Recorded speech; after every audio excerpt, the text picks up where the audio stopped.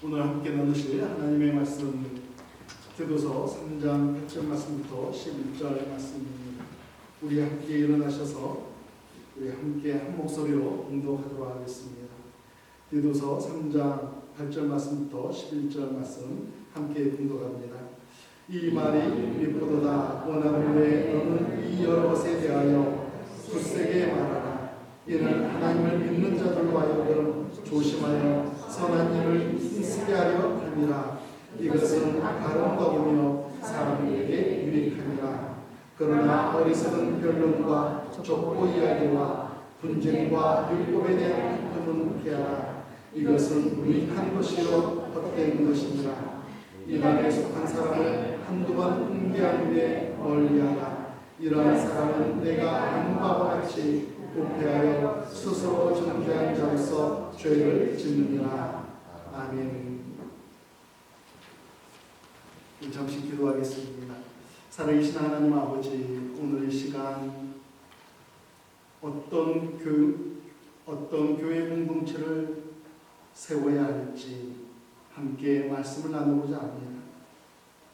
하나님께서 기뻐하시는 교회 공동체가 어떤 공동체를 깨닫게 하여 주시고, 하나님께서 원하시는 교회 공동체를 세워가는 우리 로럴 한인 침례 교회가 되도록 하나님께서 인도하여 주시옵소서.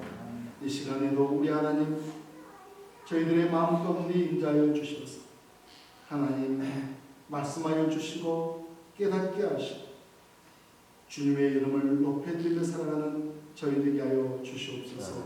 예수님의 이름으로 기도합니다. 아멘. 미국의 어느 학생이 가난한 환경 속에서 열심히 공부를 하게 되었습니다. 그리고는 프린스턴 대학에서 수석 졸업을 하게 되었습니다.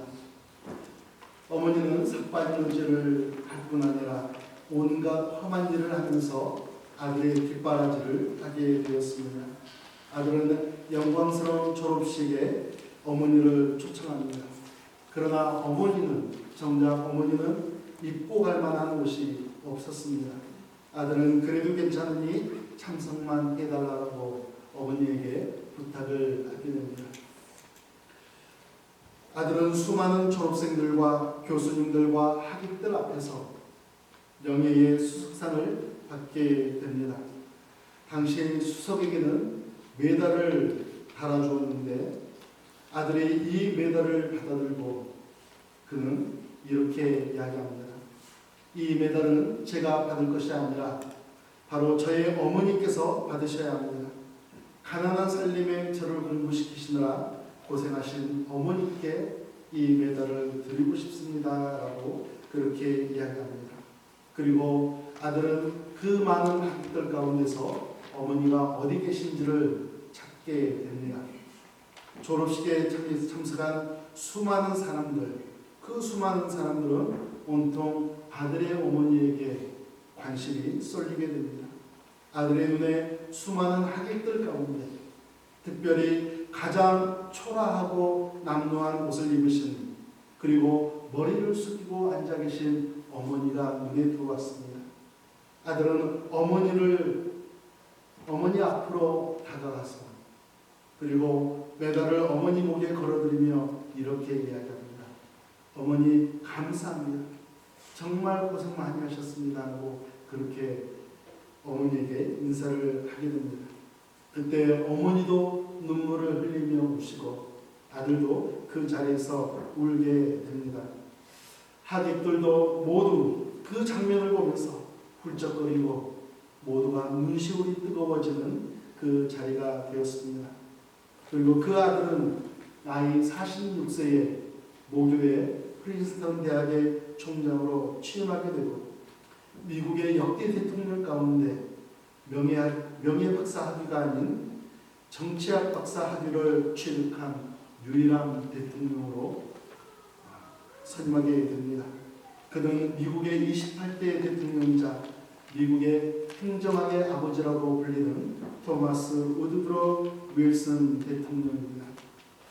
여러분, 세상에는 보람된 일이 참 많이 있습니다. 보람된 일이 참 많이 있습니다.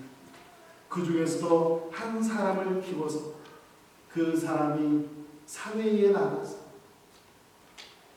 하나님께서 기뻐하시는 사람으로, 하나님께서 쓰시는 사람으로 세워지는 모습을 보게 되면 얼마나 큰 보람을 느끼게 되겠습니까?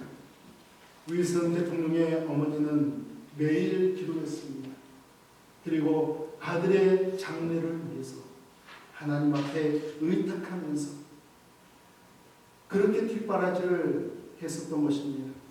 그래서 교회를 위해서, 주의 복음을 위해서, 그리고 미국의 이 나라를 위해서 헌신한 아들을 보면서 어머니는 말로 다 표현할 수 없는 인생의 보람을 느끼셨을 거라고 생각을 합니다. 사도 바울은요, 자신의 영적인 아들을 잘 키우고 싶었습니다. 그의 영적인 아들 디도, 물론 디모데도 있지만 이 디도는 특별히 이 디도를 키우면서 디도를 전도하고 하나님의 말씀을 가르치고 그가 하나님의 복음을 위해서 하나님의 나라의 확장과 예수 그리스도의 복음의 전파를 위해서 쓰임받기를 간절히 소망하면서 그에게 온갖 정성을 쏟아부었습니다. 그리고 이제는 하나님의 교회를 섬기는 목회자가 되었습니다. 크레베의 교회를 담당하고 있는 이 디도를 보면서 아마도 사도 바울은 전도의 보람 그리고 사역의 보람을 느꼈을 거라고 생각합니다. 그러나 아직은 연약한 그레베 교회를 섬기고 있는 이 디도를 향해서 사도 바울은 하나님께서 기뻐하시는 교회가 어떻게 세워져 가야 하는지, 그리고 그 세워져 가는 데 있어서 부족함이 없기를 간절히 원하면서 오늘 본문의 말씀을 써 내려갔던 것입니다. 그런데 교회는 성장을 하게 됩니다. 사도 바울의 복음의 씨앗을 뿌리고 디도가 교회를 열심히 섬기면서 그레데 교회는 성장을 하게 됩니다. 그러나 어느 순간에 교회의 성장을 방해하는 요소들이 나타났다라고 오늘 말씀에서는 가르쳐주고 있습니다. 그 방해 요소, 4가지 요소를 9절 말씀에서 가르쳐주고 있습니다. 우리 함께 읽어보겠습니다. 그러나 어리석은 변론과 족보 이야기와 분쟁과 율법에 대한 다툼은 피하라. 이것은 무익한 것이요 헛된 것이니라. 여러분, 그리스도의 교회 안에 어떤 일이 일어났어요? 다툼이 일어났어요. 그런데 이 다툼을 보니까 큰 다툼이었던 것으로 보이게 됩니다. 4가지 큰 논쟁이 있습니다. 여러분, 그레데의 삶을 살고 있던 사람들은요, 평범한 사람들이 아니었어요. 여러분들처럼 따뜻한 마음을 가지고 착한 심성으로 하나님을 섬기는 그런 분들이 아니었어요. 이 그레데 섬에 살고 있던 사람들은요, 로마나 그리스나 다른 지역에서 유배를 당한 사람들이 그동안 범죄자로 살아왔고 그동안 거칠게 살던 사람들, 그들은 재판의 과정을 통해서 추방당하는, 유배를 당하는 그런 사람들이었습니다. 이 사람들은 말이 거칠 뿐만 아니라 잘 양보하지 않는 사람들. 그러니까 그동안에 교회에서 잘 예수 그리스도의 복음을 받아들이고 잘 섬기기는 했지만 어느 순간에 자신의 마음속에 감춰져 있던 그런 다툼들이 일어났다라는 것입니다. 첫 번째는 변론이 있었어요. 어리석은 변론이라고 이야기합니다. 말씀에 근거하지 않는 진리를 추구하는 사람들, 하나님의 말씀이 아니라 다른 것들을 더 귀하게 여기고 다른 것들을 진리다라고 이야기하는 사람들이 나타나기 시작했다는 것입니다. 둘째는 족보 이야기가 있었습니다. 여기서 말하는 족보는요, 우리 조상들의 족보와 같은 그런 내용을 이야기하는 것이 아닙니다. 히브리 사람들은 구약시대의 여러 인물들에 대해서 이야기하면서 성경이 말하지 않는 이야기를 상상으로 많이 꾸며냈다고 합니다. 그래서 자기 사람을 만들어내는 그런 사람들이 있는데 성경의 이야기가 아니라 다른 사람들을 만들어내면서 그런 촉구 이야기를 꺼냈다는 거예요. 상생의 이야기를 했다는 것이죠. 세 번째는 분쟁입니다. 사람들이 본격적으로 나누어지기 시작한 거예요. 교회가 하나가 되기를 사도 바울이 언제나 가르쳐 주는데 처음부터 끝까지 끝이 없죠. 예수 그리스도의 복음을 받아들였으니 계속해서 주님이 오시는 날까지 늘 연합하고 하나됨을 추구해야 할 곳이 바로 교회라고 이야기했음에도 불구하고 그런데 교회의 성도들은 그들은 자신의 생각, 자신의 상상을 정당화시키면서 그들은 자기 사람을 만드는 데에 급급했다는 것입니다.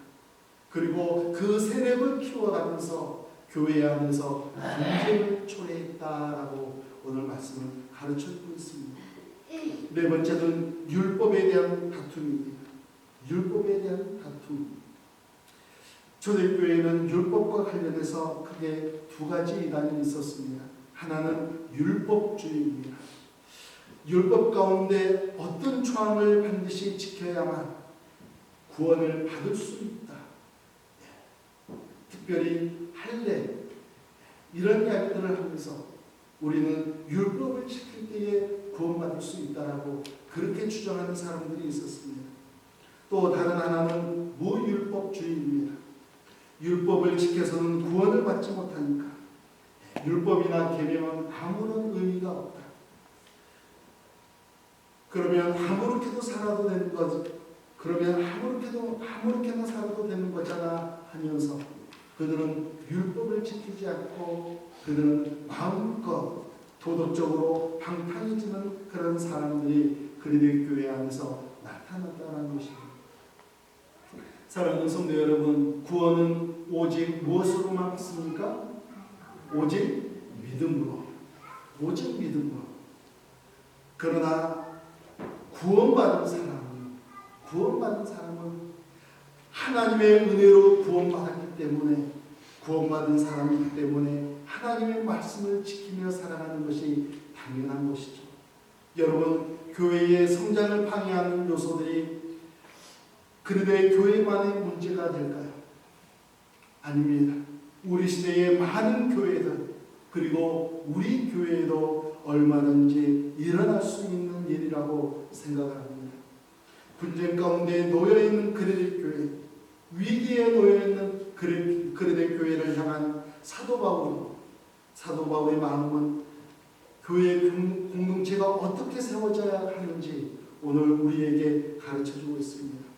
두 가지 말씀을 통해서 우리 함께 은혜를 나누겠습니다. 첫 번째는 유익을 나누는 공동체입니다. 유익을 나누는 공동체. 8절과 9절 말씀을 보면 서로 대조하는 두 개의 단어가 있습니다. 8절 하반절 말씀을 보면 이것은 아름다우며 사람들에게 유익하니라 라고 말씀하고 있고 9절 하반절을 보게 되면 이것은 무익한 것이요 헛된 것이니라 라고 말씀하고 있습니다. 우리가 앞에서 말씀을 나눴듯이 무익한 것은 네 가지 문제를 이야기합니다. 어리석은 변론, 족보 이야기, 분쟁, 율법에 대한 다툼, 이 네 가지는 무익한 것이다 하고 말씀하고 있고 그리고 우리가 유심히 주목해야 할 것은 8절에 나오는 유익이라는 단어입니다. 여러분, 무엇이 유익하다는 것일까요? 우리 8절 말씀 함께 읽어보겠습니다. 이 말이 일보도다. 원하건대 너는 이 여러 것에 대하여 굳세게 말하라. 이는 하나님을 믿는 자들로 하여금 조심하여 선한 일을 힘쓰게 하려 함이라.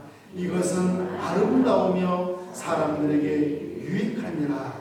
아멘. 우리를 유익하게 하는 것, 우리가 우리의 신앙생활을 유익하게 만드는 것, 성도들과 교회에 유익을 주는 것이 여러 개 있는데 너희는 그런 것들만 이야기하라고 가르쳐주고 있습니다.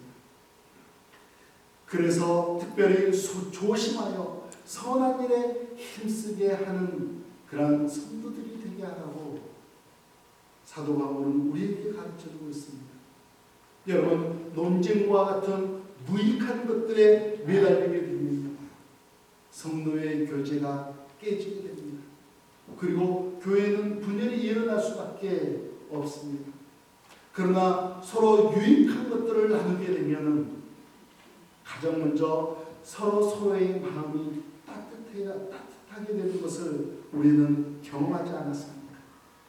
상대방을 이해하게 되고 서로가 한 마음을 가지게 되느니 그것은 무익이 아니라 유익한 것을 나눌 때에 일어나는 아름다운 열매인 것입니다.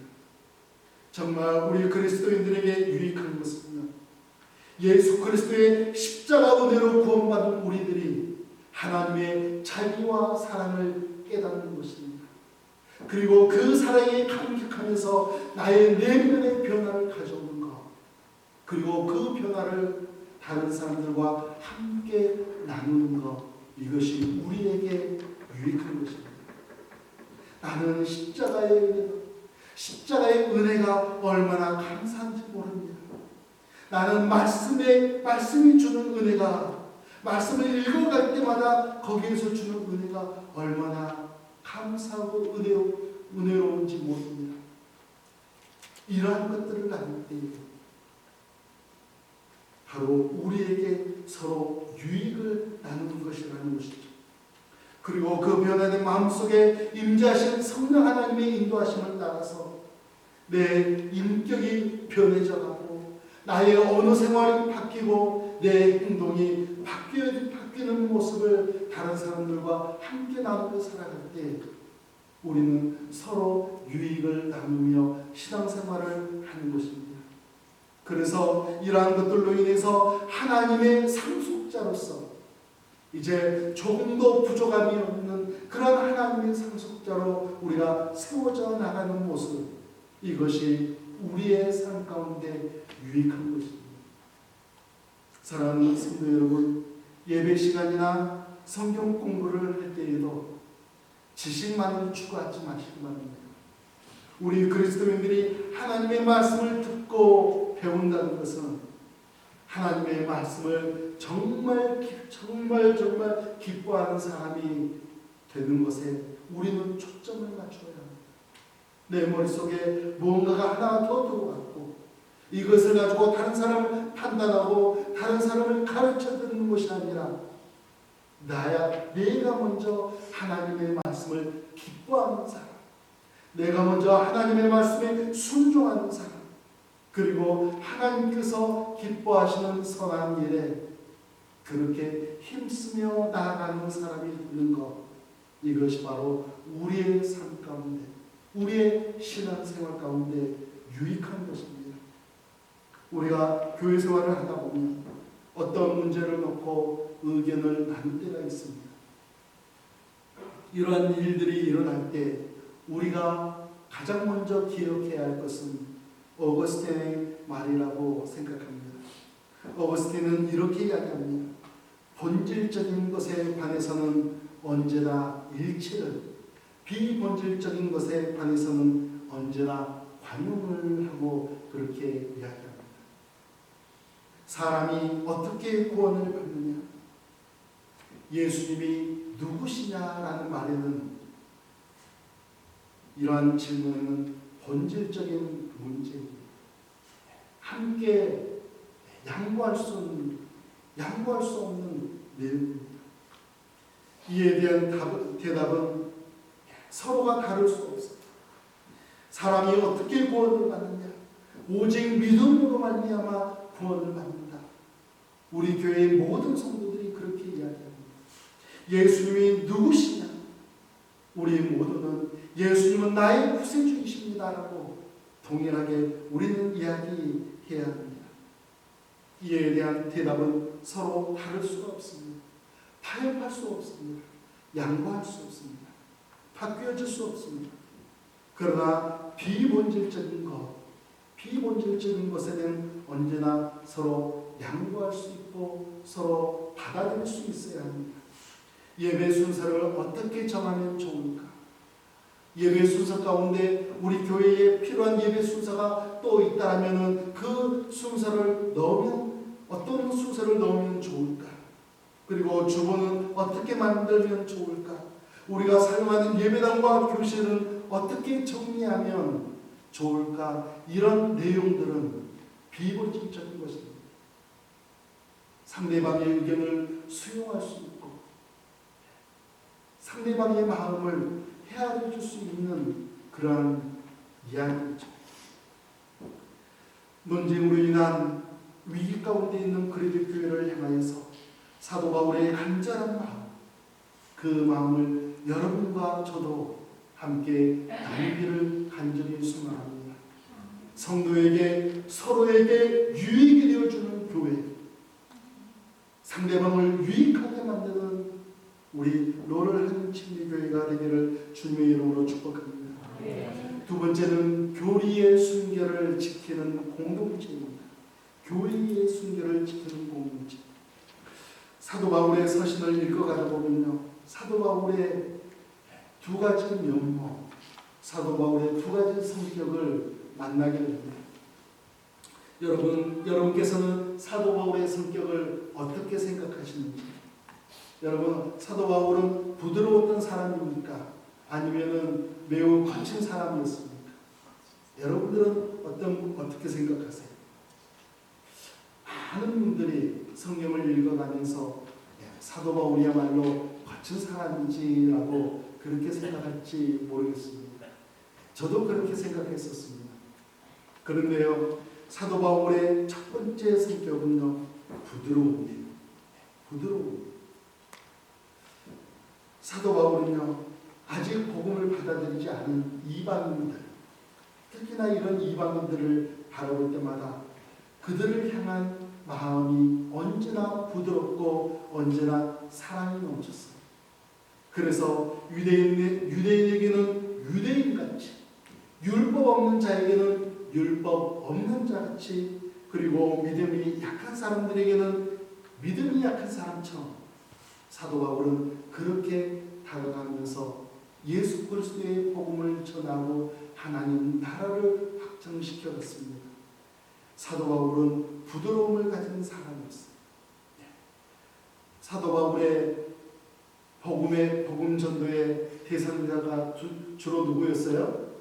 이방인들이었어요. 그러니까는 사도 바울은 정말 많은 시간을 부드러운 마음을 가지고 그는 세상을 돌아다녔던 그런 사람이었습니다. 그러나 사도 바울 마음 한편에 그는 단호함을 가지고 있었어요. 단호함을 가지고 있었어요. 예수 그리스도의 복음만이 오직 유일한 복음이다. 다른 복음은 그 어디에도 없다라고 갈라디아서 말씀 가운데서 우리에게 가르쳐 주지 않습니다. 여기에는 양보가 없었어요. 타협이 없었어요. 수많은 고난을 당하고 채찍질을 당하고 매를 맞아도 사도 바울은 결코 양보하지 않았습니다. 특별히 그리데 교회를 향한 그리데 교회에 있는 이단에 속한 사람들, 10절 말씀을 보면 이단에 속한 사람을 한두 번 훈계한 후에 그들을 멀리하라라고 이야기하고 있습니다. 이단에 속한 사람들, 그들을 향해서 한두 번 따뜻한 마음으로 그들을 훈계하지만 그럼에도 불구하고 돌아서지 않는다면, 그들이 회개하지 않는다면 그들을 멀리 떠나게 되라고, 그들을 사랑하는 마음을 이제 접어라고, 그렇게 단호하게 대처하라고 가르쳐주고 있습니다. 그런데 교회 안에 있는 이단들은요, 외부에서 침투한 것이 아니라 제가 보기에는 안에서 일어났던 사람들이에요. 밖에서 들어온 사람들이 아니에요. 에베소나 다른 지역에 있던 사람들, 갈라디아 교회나 다른 지역에 있던 많은 교회는요, 외부에서 도온 사람들이 많아요. 그러나 이 그리스도의 교회는 내부에서 일어났다는 것이죠. 11절 말씀을 보면 이러한 사람은 내가 아는 바와 같이 부패하여 스스로 정죄한 자로서 죄를 짓느니라라고 말씀하고 있습니다. 신앙생활을 하는 가운데 어느 날 자신의 그동안에 오랫동안 감추어놨던 그러한 내면에 있던 죄악들이 이제 슬금슬금 올라왔다는 겁니다. 그러면서 그들이 부패하고 하나님의 말씀을 멀리하면서 그들은 스스로 부패하고 스스로 정죄하면서 그들은 죄를 짓기 시작했다. 그러한 사람들이 변해갔고 그러한 사람들이 교리적으로 잘못된 것을 주장했다는 것입니다. 그런데 교회에서 일어난 이러한 이단들, 의도적으로 진리에서 이탈한 사람들이라고 사도 바울은 자신의 통찰력을 디도에게 가르쳐주고 있습니다. 그들은 무엇이 진리인지를 이미 들었다. 예수 그리스도밖에 구원받을 사람이 없고, 그리고 교회 안에서 그동안 여러 가지 교리들을 배웠음에도 불구하고 그들은 그 교리를 멀리하고 스스로 부패하게 되었다. 그 진리를 거절하고 이탈한 사람들, 그들은 그들의 교회 공동체를 지키기 위해서라도, 나쁜 영향을 받지 않기 위해서라도 그들을 멀리해야 한다고 가르쳐주고 있습니다. 사랑하는 성도 여러분, 이런 일이 생길 때 교회는 어떻게 대처를 해야 할까요? 우리 가운데는 하나님께서 주시는 사랑이 가득하기 때문에 어떤 분들은 그래도 사랑해야 하지 않습니까? 라고 이야기하시는 분들이 계실 거라고 생각합니다. 그러나 모든 면에서 사랑을 강조했던 사도 바울, 그의 인생을 통틀어서 우리는 예수 그리스도의 사랑 가운데서 함께 살아가야 합니다라고 이야기했었지만, 그러나 이단을 향해서는, 그리고 교리적인 순결의 문제를 지키기 위해서는 그는 아주 단호하게 대처하고 있다는 사실을 우리는 기억해야 합니다. 한두 번 훈계하고 멀리하라. 여러분, 우리가 참된 사랑을 한다는 것은요, 하나님의 말씀 안에서 순종하며 사는 것, 하나님 말씀 안에서 이루어지는 것입니다. 요한이서 6절 말씀을 우리 함께 읽어보겠습니다. 또 사랑은 이것이니 우리가 그 계명을 따라 행하는 것이고, 우리가 사랑을 한다는 것은요, 계명, 하나님의 말씀을 따라서 하나님의 말씀을 지켜가면서 살아가는 것이 사랑이라는 것입니다. 진리를 벗어난 사람, 복음의 진리를 희석하는 사람에게 참된 사랑을 베푸는 것은 그 사람이 진리의 말씀으로 돌아오고 진리의 말씀을 순종하며 복종하며 살아가도록 우리가 그렇게 만들어 줘야 한다는 것입니다. 그러나 그것을 원하지 않는다면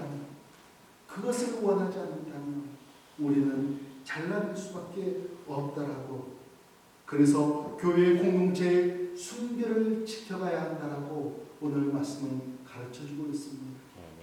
사랑하는 성도 여러분, 교회 공동체, 특별히 우리 로럴 한인침례 교회, 우리 교회 공동체는 건강하게 성장해야 합니다.